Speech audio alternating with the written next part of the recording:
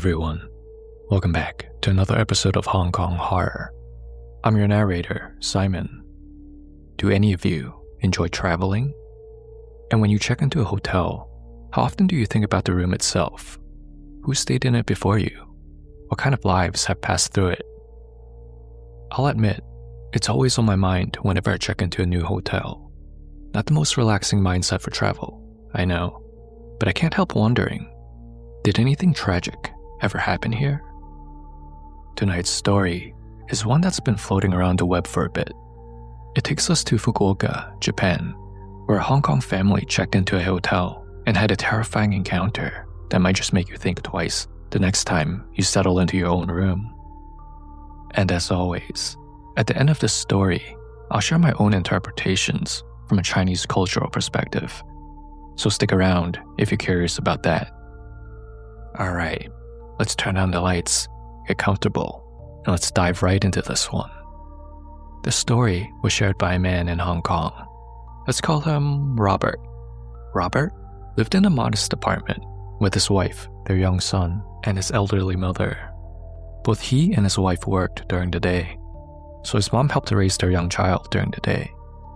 They were a really tight-knit family, the kind who always tried to take at least one overseas trip together every year. Travel for Robert and his family was never just about sightseeing. It was a way for them to step out of the daily grind, to sit down for meals together without rushing, to give his mother memories she could hold on to while she was still healthy enough to join them. You see, growing up, Robert barely traveled at all. His father wasn't in the picture. His mother had raised them all by herself in a cramped public housing estate in Hong Kong. Money was always tight. Vacations back then were a luxury that they could never afford. He's actually never taken a vacation in his life until he was an adult and started making his own money. Now that Robert was older, with a steady job and his own family, he swore things would be different. Every trip he took, he promised himself his mom would be there. Each journey was a way to repay her for everything she sacrificed to raise him, to give her experiences she's been denied all these years, while all she did was work as a janitor at a shopping center. So when the family planned their trip to Japan, Robert insisted that she come along. Fukuoka was the destination, a city famous for its food, its slower pace, and its family-friendly atmosphere. A perfect place for a few days of rest and relaxation. They booked a hotel room big enough for all four of them: Robert, his wife, their little boy, and his mother. Just like at home, they would all be under the same roof, ending each day together. At least that was the plan. Because what unfolded in that room would leave Robert unsettled long after they returned home. An experience that turned an ordinary family holiday into something he would never forget. Since this was their annual family trip, Robert decided to splurge a little to spoil everyone. Instead of the budget hotels they were used to, he booked a 5-star hotel for a few nights. They would stay there for a few nights before moving on to cheaper hotels for the rest of their stay. It was a stretch for their budget, but he figured, why not? His mom deserved it, his wife deserved it, and even his young son should have new core memories of comfort, luxury, and family. When they first entered the room, everything looked perfect. 2 large double beds, made up neatly with crisp white sheets, bright lighting overhead, a bathroom that looked absolutely spotless, gleaming like it had just been cleaned. On the surface, it felt worth the money. But almost right away, all of them noticed something was off. A foul smell. It wasn't overwhelming at first, just a faint, unpleasant odor that lingered in the air, clinging to the air, no matter how much they tried to ignore it. They spent a few minutes trying to figure out where the smell was coming from. It wasn't the garbage bin. It wasn't the bathroom. Robert even crouched down, sniffing near the air vents, thinking maybe the filters were overdue for a change. The best way to describe it, it was like that damp smell you get when a towel or piece of clothing never dries properly. You hang it up, you think it's fine, but instead of that fresh, clean scent, it leaves behind this sour, almost pungent odor. Robert thought maybe it was also the air conditioning. The filters probably needed to be cleaned. His wife assumed it might be the cleaning rag that the housekeepers used to wipe the room down with. His mother didn't say much, though Robert noticed her brow furrow slightly, as if the smell reminded her of something she couldn't quite place. No matter how spotless the room looked, something about that odor made the space feel less welcoming. After a few more minutes of searching and coming up empty, they gave up. It wasn't like the smell was unbearable, but in a 5-star hotel, you notice these things. Robert finally picked up the phone and called the front desk. He explained the situation politely and asked if there was any possibility of moving to another room. The staff apologized right away, their tone professional. They understood, they said, but unfortunately, it was peak season. Every other room was already occupied. There was nothing they could offer him except to bring up a few air fresheners if he wanted them. Robert politely declined and hung up. Disappointed, but not surprised. Japan in the summer is always busy. It wasn't like they could just walk out and find another hotel, not with his mother and young son in tow.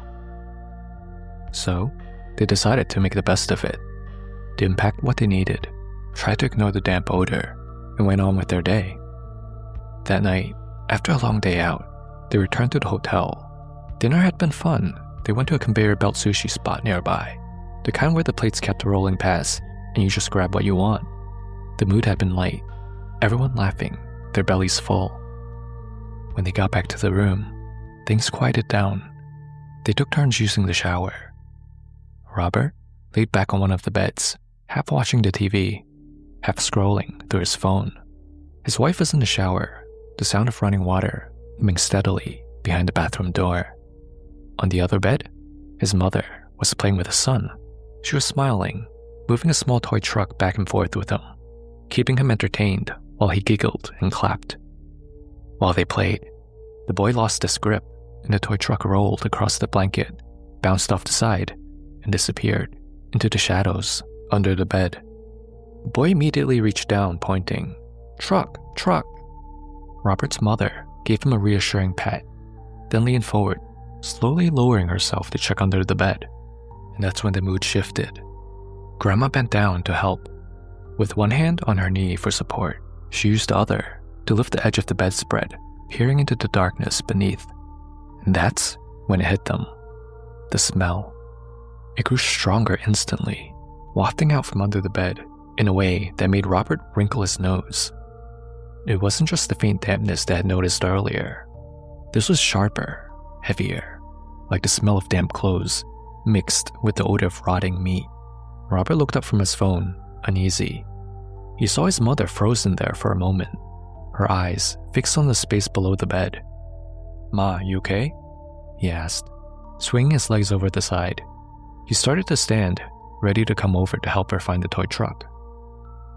But before he could take a step closer, his mother let the bedspread drop back into place. Her voice came out sharper than usual, firm in a way that made Robert pause. "Moya, Moya, nothing's there," she snapped, waving him back. "Don't come over." He continued trying to come over to check, but she scolded him harshly, with unusual firmness. "Odoa Moya lo." I said, "There's nothing. Leave it. We'll get him a new toy." Robert blinked, caught off guard. His mother almost never raised her voice at him. She sounded shaken, though she was trying hard to hide it. For a moment, the room was silent, except for the muffled sound of the shower running behind the bathroom door. Robert sat there, staring at her, the unease in his chest tightening. He didn't want to push her, but deep down, he knew something wasn't right. She insisted on sleeping on that bed herself, the very one she had just peeked beneath. Robert didn't like it. Something in her tone, the way she had snapped at him, told him she wasn't being honest with him. But she was his mother, and she was stubborn, so he let it go for now. That night, Robert, his wife, and their son crowded onto one bed. His mother lay down alone on the other. Robert tried to distract himself with the television again, but his mind kept circling back. The room wasn't that big.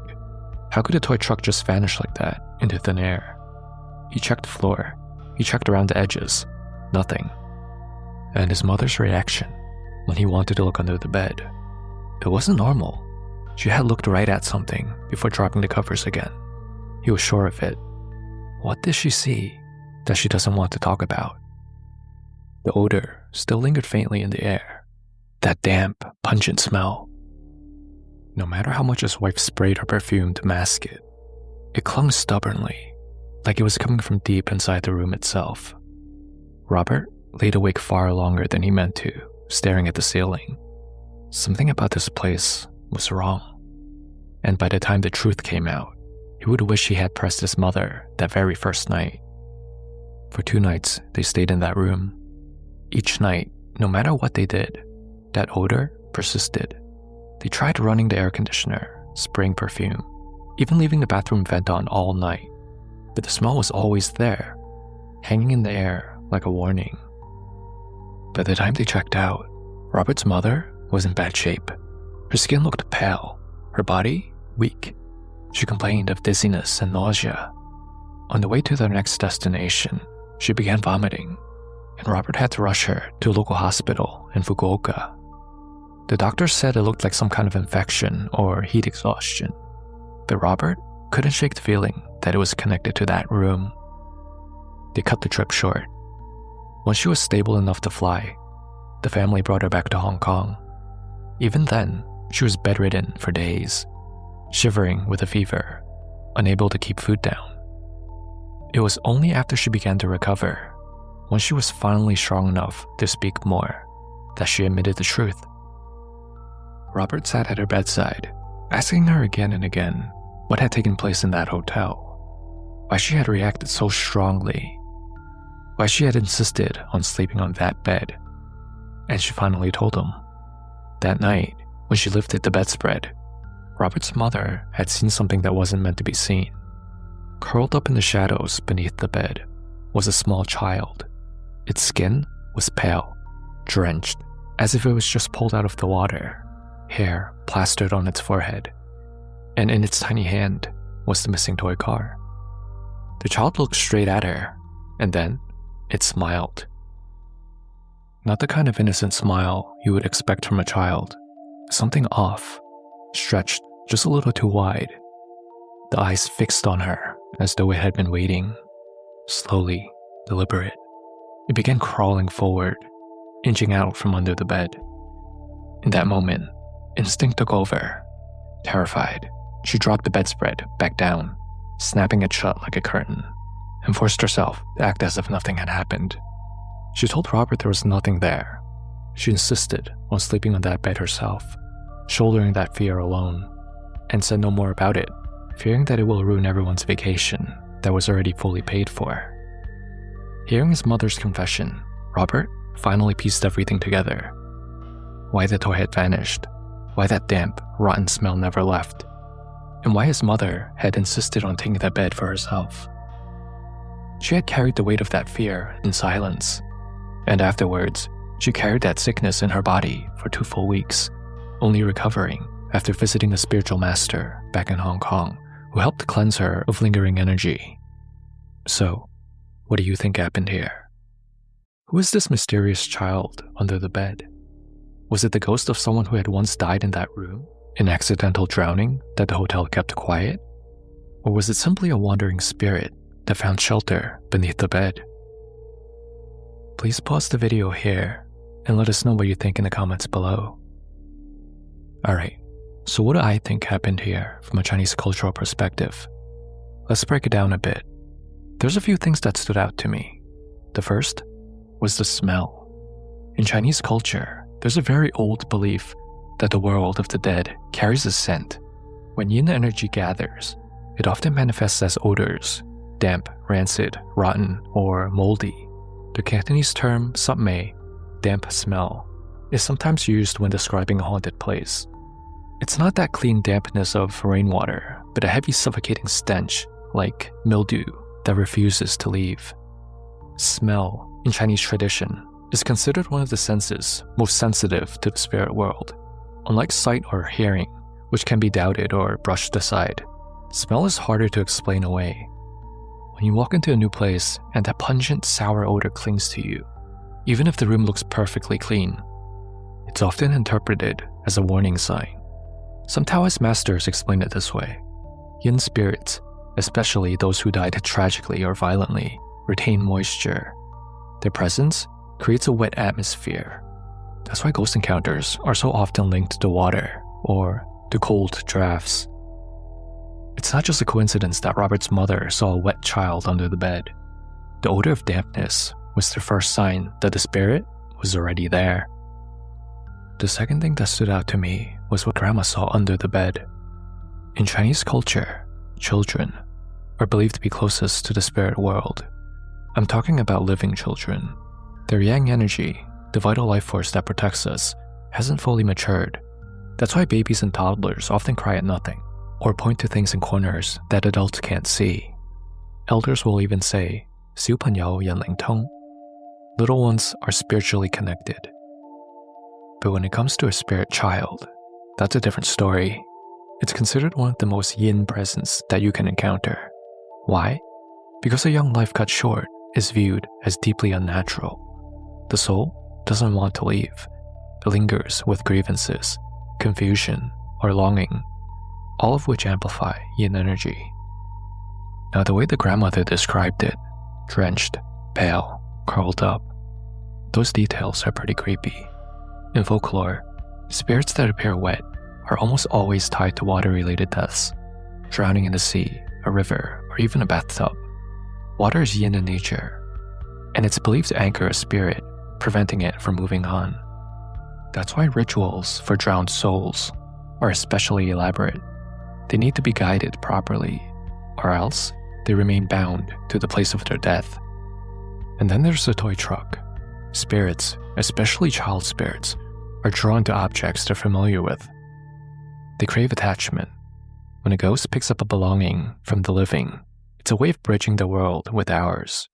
In some traditions, this is seen as a form of borrowed life, a spirit clinging to the vitality of the living by holding onto their possessions. So what was it that Robert's mother actually saw?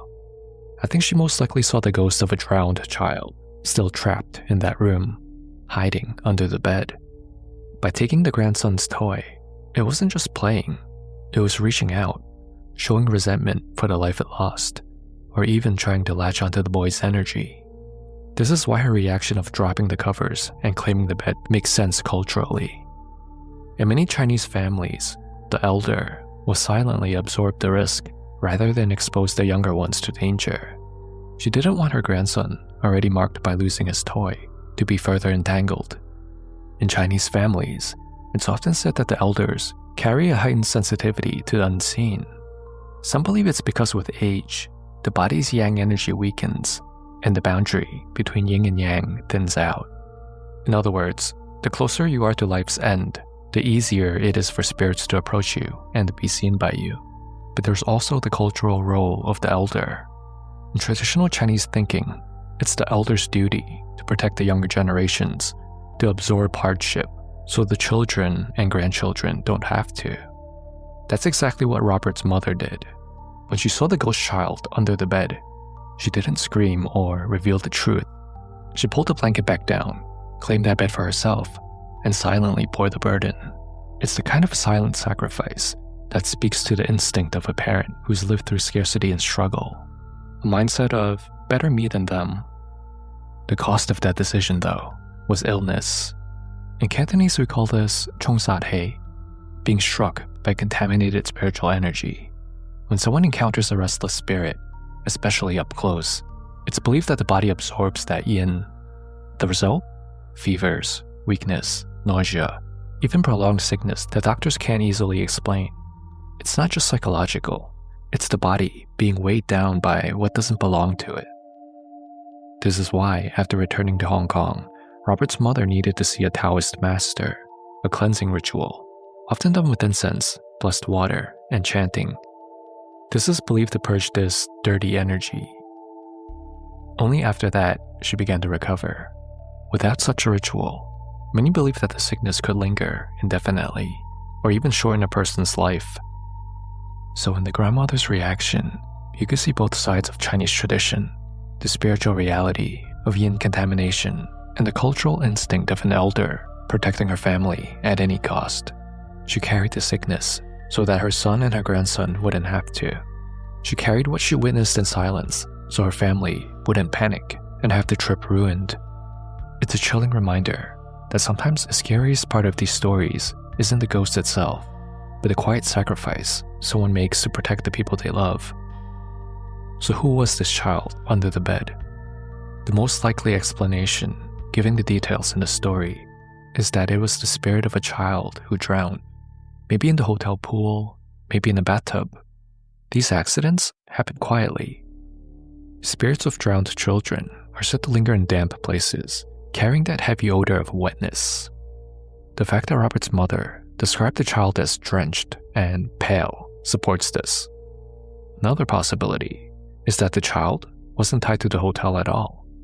In Chinese belief, wandering spirits sometimes attach themselves to families, following them from place to place.